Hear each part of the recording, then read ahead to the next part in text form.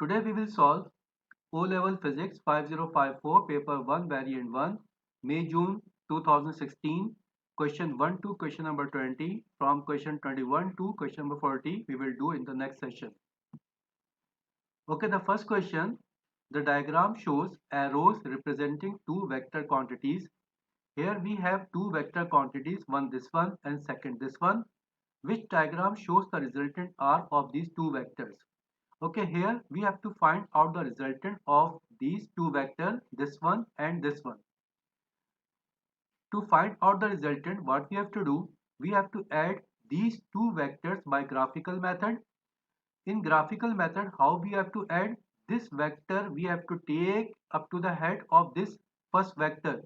We have to keep the tail of the second vector at the head of the first vector. So this vector is the second vector that is drawn, that is shown here. Now these two vectors are drawn. How the resultant vector we will get? We have to draw a line starting from the tail of the first vector and it is directed toward the head of the last vector, or we can say head of the second vector. So this one will represent the resultant vector or resultant. Okay, now we will check our option. Here we have four options. In the four options we are looking the same thing as we have drawn here is shown in the option D. Here in the option D, so option D is the correct one. Here this R is the resultant vector of these two vectors. Okay, next question. Okay, one thing more.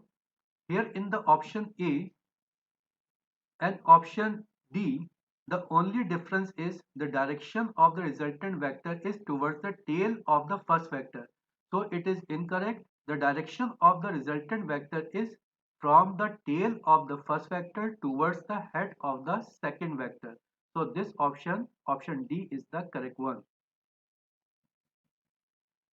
Question number 2. Which set of the quantities are all vectors? Option A, acceleration, displacement, velocity. Yes, it is the correct one. Here all acceleration, displacement and velocity are vector quantities. We will check the other options. Option B, chemical energy, mass and power. Here chemical energy, mass, power all are scalar quantities. Option C, extension, force, gravitational potential energy. Here in option C, extension and gravitational potential energy are scalar and force is a vector quantity. Option D, weight, kinetic energy, work. Here weight is vector and kinetic energy and work is a scalar quantity. So correct option is option A, where acceleration, displacement, velocity, all the three quantities are vectors. Question number 3. A student determines the circumference of a golf ball. Which instrument gives a reading that is the circumference of the golf ball? Option A, calipers. Option B, micrometer. Option C, rule. Option D, tape. It is very clear that option D is the correct one. We have to use meter tape to calculate the circumference of the golf ball. If it is asked what is the diameter, how we will calculate the diameter, then we will check either micrometer or caliper. But here we have to calculate the circumference. We have to get the circumference. So to find out the circumference, the best option is a meter tape. So option D is the correct one. Question number 4. The graph shows how the speed of a car varies with time. Here we have plotted a graph in between time and speed. So this gradient will represent the acceleration. Here we are looking that the gradient is decreasing and now from 10 to 20 seconds this gradient is 0. So we can say here acceleration is decreasing and from 10 to 20 seconds acceleration is 0. Now we will check our options. Which statement about the acceleration of car between 10 and 20 seconds is correct? As discussed that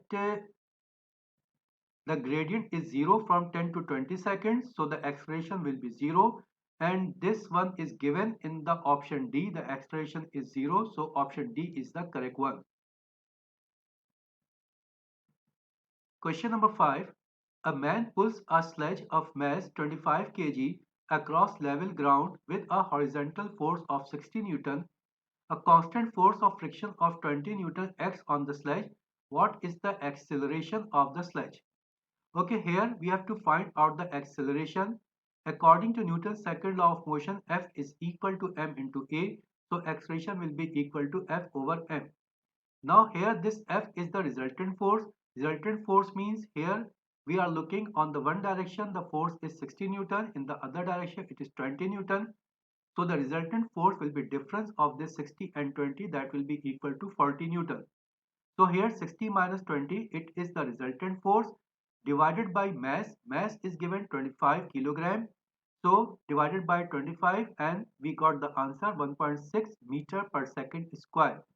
So acceleration of the sledge is 1.6 meter per second square and it is given in the option B. So option B is the correct one. Question number 6. A car moves in a circle at constant speed. What is the direction of the resultant force acting on the car? Okay, here it is given a car moves in a circle. When a car is moving in a circle, it is acted upon by a force that is directed toward the center of the circle and it is called centripetal force. Now here this B is shown in the direction of the center. So we can say option B is the correct one because this force is directed toward the center of the circle. So here correct option is option B. Question number 7. A brick is placed on a Newton meter and then on a beam balance. What is measured by each instrument? Newton meter is used to calculate the weight, whereas beam balance or physical balance is used to calculate the mass. So this one is used to calculate the weight and this one to calculate the mass. Now we will check our option. The same thing is given in the option C, that Newton meter is used to calculate the weight, to measure the weight, and beam balance is used to measure the mass. So option C is the correct one. Question number 8. A force acts on a body which list contains only quantities that can be changed by the force. Option A, mass, shape, velocity. Option B, mass, shape, volume. Option C, mass, velocity, volume. Option D, shape, velocity, volume. Okay, here in option A, B and C, it is given mass. Mass cannot be changed. Mass always remains constant. So option A, B and C are not possible. So remaining option is the option D. Shape, velocity and volume. All these quantities can be changed by application of the force. So option D is the correct one. Question number 9. A uniform horizontal beam pivoted at its right hand end is in equilibrium. A force of 60 Newton acts vertically upward on the beam as shown. Here a pivot, this is a beam and the weight of the beam is in the center. Here is a force in the upward direction and the magnitude of the force is 60 Newton. What is the weight of the beam? We have to calculate the weight of the beam. According to principle of moment, clockwise moment will be equal to anti-clockwise moment. Now here, because of this 60 Newton force, the moment will be clockwise, and because of this weight of the beam, the moment will be anti-clockwise. Now, anti-clockwise moment is because of the weight of the beam. Now, what is moment? Moment is product of force and the perpendicular distance from the pivot to the line of action of the force. So, anti-clockwise moment will be equal to this force weight multiplied by this distance from this point to the pivot. This distance is given 30 centimeters. So, anti-clockwise moment will be equal to W multiplied by 30. Now, for the clockwise moment, we have to take the force this 60 Newton in the anti-clockwise direction and this 50 is the distance from this force to the pivot. From the pivot, from this point to this point, the distance is 30. From this point to up to this point, it is 20. So total distance from the pivot will be equal to 50 centimeter for this force 60 Newton. So force arm will be equal to 50 centimeter. So clockwise moment will be equal to 60 multiplied by 50. By solving this one, we will get the answer 100 Newton, and 100 Newton is given in the option D. So option D is the correct one. Question number 10. Four table lamps are shown along with the position M of the center of mass in each case. Which lamp is the most stable? Okay, for the stability we have studied lower the center of mass, greater will be the stability. Now here we are looking that the center of mass in option A is at the least height, at the minimum height, so this will be the most stable. And this one here the height is maximum, so it will be least stable. So it is asked where it is most stable. So option A, the lamp will be most stable. So option A is the correct one. Question number 11. A child slides down a slide. Here a child is moving downward on the slide. The weight of the child is 250 Newton. The height of the slide is 7 meter. The work done against friction as the child travels down the slide is 1300 joules. What is the change in gravitational potential energy and what is the final kinetic energy of the child? Okay, here we have to calculate the change in gravitational potential energy and the final kinetic energy when this child slides down the slide. Okay, gravitational potential energy is given as mgh, where this m is mass, g is gravitational field strength, and this h is height of the child. Now here m into g, m is for mass, g is for gravitational field strength, and its product is called weight. So we can say potential energy is equal to weight into height. Now here weight of the child is given 250 Newton and height is given 7 meters. So we have to multiply 250 by 7 and we will get the answer 1750 joules. So potential energy, gravitational potential energy is 1750 joules. Now what about the kinetic energy? When the child is moving downward, there is a work done against force of friction. So kinetic energy will be the difference of the gravitational potential energy and the work done against force of friction. Now here gravitational potential energy we have calculated 1750 and the work done against frictional force is given 1300 joules. So we have to subtract 1300 from 1750 and we get the answer 450 joules. So final kinetic energy is 450 joules. Now we will check our options. In the option A, it is given change in gravitational potential energy is 750 and final kinetic energy is 450 as we have calculated here. So option A is the correct one. Question number 12. What uses non-renewable energy? Option A, a geothermal heating system. Option B, a nuclear power station. Option C, a solar panel. Option D, a wind turbine. Okay, here option B is the correct one. Nuclear power station. In nuclear power station, the energy generated is nuclear energy and it is non-renewable. Okay, we will check this one.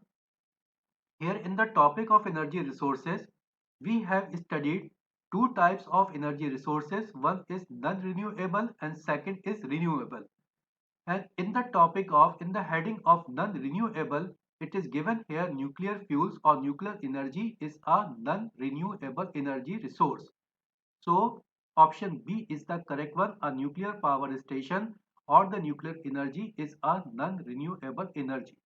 So option B is the correct one. Question number 13. Which process in the sun produces energy? In the topic of nuclear physics, we have studied two types of reaction. One is fission reaction and second is fusion reaction. And in that topic, we have studied that in stars, the major source of energy is nuclear fusion. So sun is also a star. So we can say at sun, the main source of energy is because of nuclear fusion. That is given in the option C. So option C is the correct one. Question number 14. A 300 Newton force is applied to a box to move it up a ramp as shown. Okay, here we are moving a box up a ramp. How much work is done by the force when moving the box from X to Y? It is asked what is work done when it is moving from X to Y. Okay, work done is given as product of force and the distance moved or distance covered. Now here force applied is 300 Newton. So F will be equal to 300 and the distance moved from X to Y is 5 meters. So we have to multiply 5 by 300 and we will get the answer 1500 joules, and it is given in the option C. So option C is the correct one. Question number 15. Four beakers contain the same liquid. At which point the pressure the greatest? Pressure is given as rho gh, where rho is for density, g is for gravitational field strength, and h is the height from the surface of the liquid. Now here in all the four beakers, the liquid is same, so density will be same, and also gravitational field strength will be same. Now here the only difference is of the height. Where the height is most, where the height is maximum, the pressure will be maximum. Here we are looking in option C that the height is maximum from the surface of the liquid. So we can say in option C the pressure will be maximum. So our correct option is option C. Question number 16. Water of depth 10 meter exerts a pressure equal to atmospheric pressure. An air bubble rises to the surface of a lake which is 20 meter deep. When the bubble reaches the surface, its volume is 6 centimeter cube. What is the volume of the air bubble at the bottom of the lake? Here we are using the formula P1 V1 is equal to P2 V2, where this P1 V1 are the pressure and volume at the bottom of the lake, and this P2 V2 are the pressure and volume at the surface of the lake respectively. Now here this P1 is pressure at the bottom of the lake. At the bottom of the lake, this pressure P1 will be sum of the atmospheric pressure and the pressure because of water. Now here it is given at a depth of 10 meter, pressure exerted by water is equal to 1 atmosphere. So at a depth of 20 meter, this pressure because of water will be equal to 2 atmosphere. So pressure because of water will be 2 and atmospheric pressure is 1. So total pressure at the depth of 20 meter will be equal to 2 plus 1, 3 atmosphere. So P1 will be equal to 3 atmosphere.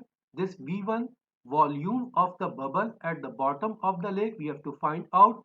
This P2 is the pressure at the surface of the liquid, at the surface of the lake. At the surface of the lake there is only atmospheric pressure and that is equal to 1 atmosphere. Now volume of the bubble at the surface is V2 and V2 is given 6 centimeter cube. So here in place of V2 we have taken 6. By solving this one we will get the answer 2 centimeter cube. So volume of the bubble at the bottom of the lake is 2 centimeter cube and it is given in the option A. So option A is the correct one. Question number 17. A gas in a container of fixed volume is heated. What happens to the molecules of the gas? Option A, they collide less frequently. Option B, they expand. Option C, they move faster. Option D, they move further apart. Okay, when we heat a gas at fixed volume, whatever be the heat, whatever be the energy is supplied to the gas, it will be utilized to increase its kinetic energy. When kinetic energy is increased, velocity of the gaseous molecule will also be increased. With the increase in velocity, the molecules of the gas will move faster. So option C is the correct one. They move faster. Question number 18. Which statement about thermal radiation is correct? Option A, in a vacuum, thermal radiation travels at the speed of light. Option B, thermal radiation is a longitudinal wave. Option C, thermal radiation travel as an ultraviolet wave. Option D, white surfaces are better emitter of thermal radiation than black surfaces. Okay, here it is related to thermal radiation. In the topic of thermal radiation, we have studied that thermal radiations are electromagnetic waves and all the electromagnetic waves they travel with the same velocity in vacuum or in air, and this speed or this velocity is equal to speed of light and its value is 3 into 10 power 8 meter per second. So here in the option A, it is given in a vacuum, thermal radiation travels at the speed of light. So this option is correct one. Option A is correct. Question number 19. For a transverse wave, what is a wavefront? Option A, a line joining all points on the same crest of a wave. Option B, a line showing the displacement of a wave. Option C, the energy content of a wave. Option D, the first part of a wave to reach a point.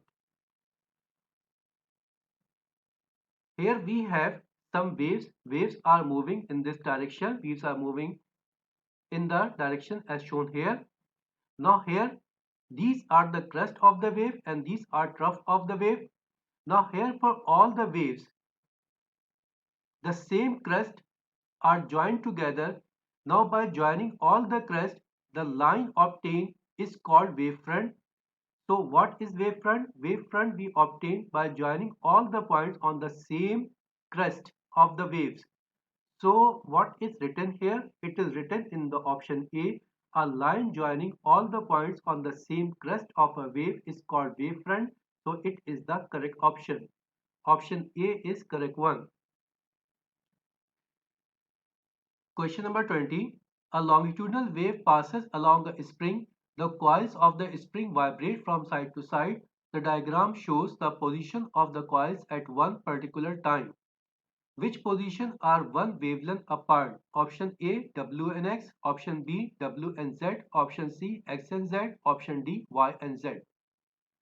Okay, what is meant by wavelength? Wavelength is defined as a distance in between two consecutive compression or a distance in between two consecutive rarefaction. So here, if we will check all the four options in the option D, it is given Y and Z. It is Y and Z. Y is a compression and Z is also a compression and it is consecutive compression. So in between two consecutive compression, it is called wavelength. So option D is the correct one. Okay, today we have completed up to question number 20. From question number 21 to 40, we will do in the next session. Thank you very much.